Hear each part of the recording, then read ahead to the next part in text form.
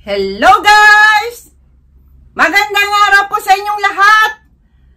Andito na naman ako sa harap ninyo para na naman magbigay ng isang informasyon na baka hindi nyo pa nalalaman. At bago ang lahat, ako po'y taos-pusong nagpapasalamat sa lahat ng mga viewers sa buong mundo at lalong-lalo dyan sa Pilipinas dahil 85% ng aking mga subscribers ay mula sa Pilipinas. Maraming salamat po sa inyo. At doon sa hindi pa nakapag-subscribe, humiling po ako ng kaunting pabor na i-subscribe ang maliit na channel ni Ate Stella ninyo at pakiclick na rin ang notification bell para sa susunod updated po kayo sa lahat na bago kong mga informasyon na isi-share po sa inyong lahat. Maraming salamat. Pero paalala lang po, ako po ay hindi nagbibigay ng medical na payo, diagnosis o paggagamot. My channel is purely for educational purposes only. Maraming salamat po. So, balik na tayo sa ating topic ngayon, no? Sa araw na ito. May isa po akong subscriber na nagtanong po, pero hindi na po natin banggitin ang kanyang pangalan. Bakit nga ba raw meron pang mga matatanda ng lalaki o mataas na ang mga edad ng lalaki ay marami pa rin daw mga malilibog? O kaya mataas na lang, na lang natin kasi medyo maano yung malibog, no? Mataas pa rin ang kanilang libido na lang, no? Bakit ganon? Nagkaganon. So, wala po akong idea, kaya hindi ko pa siya nasagot doon sa, sa comment section. Pero ginawan ko na lang ng vlog para naman pangkalahatan na rin. Kaya po ako nagsaliksik.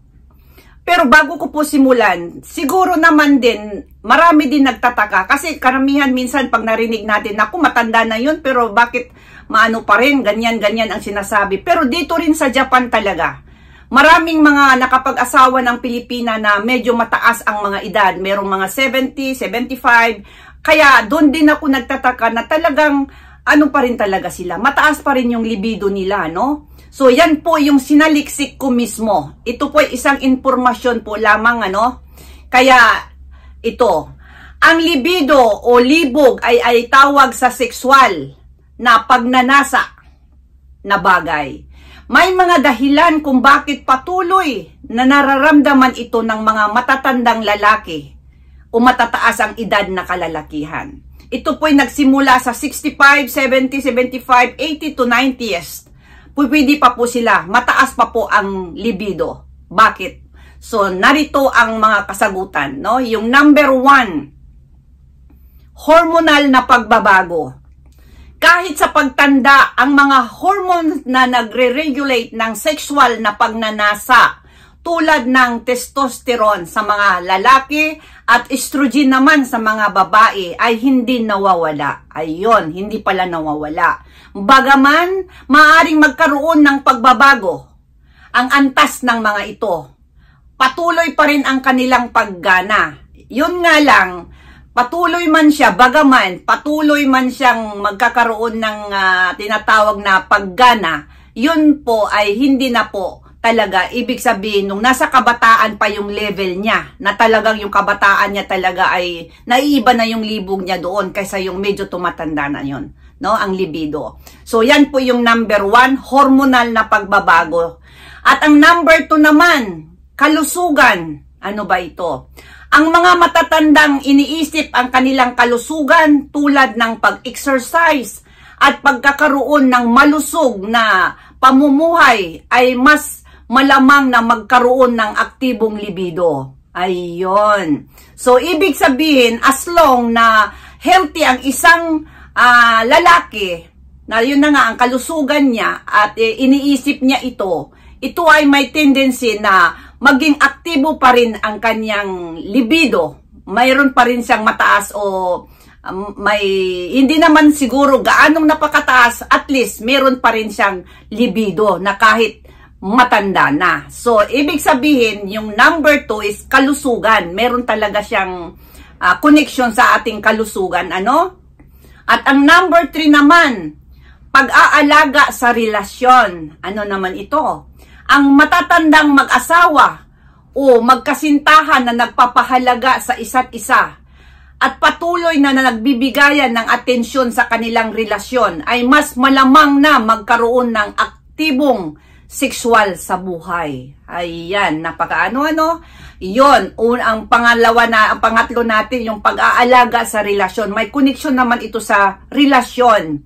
No, kahit matanda na ang mag-asawa o kasantahan, kapag nagpapahalaga pa sa isa't isa, ayun, patuloy ang kanilang tinatawag na aktibong sexual sa buhay.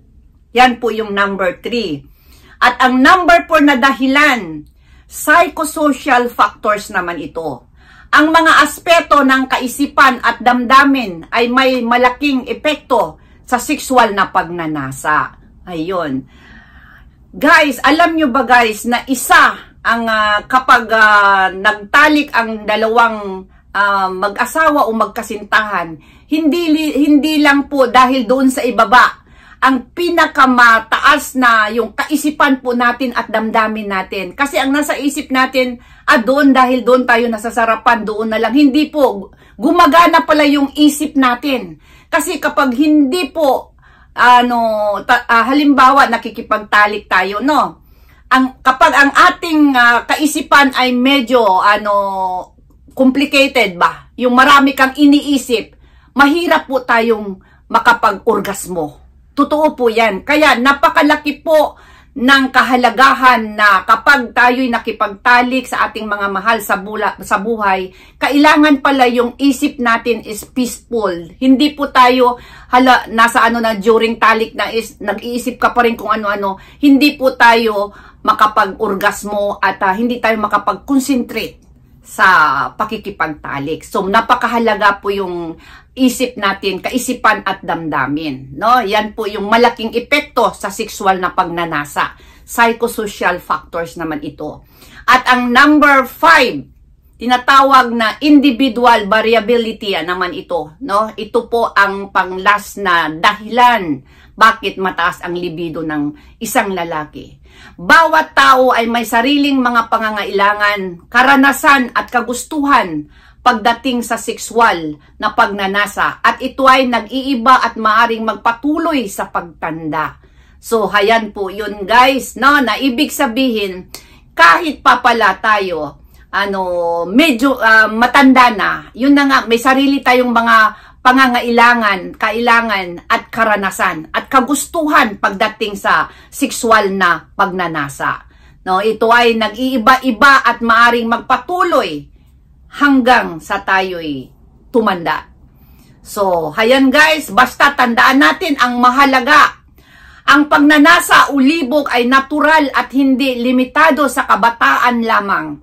Sa katunayan, may maraming matatandang tao na nagpapakita ng aktibong pagnanasa sa sex at patuloy na nag-i-enjoy sa kanilang sexual sa buhay. So, hayan po guys, at sana nakita mo ang vlog kong ito at nasagot ko na rin ang iyong katanungan. Maraming salamat po sa iyo at sa lahat sa inyo.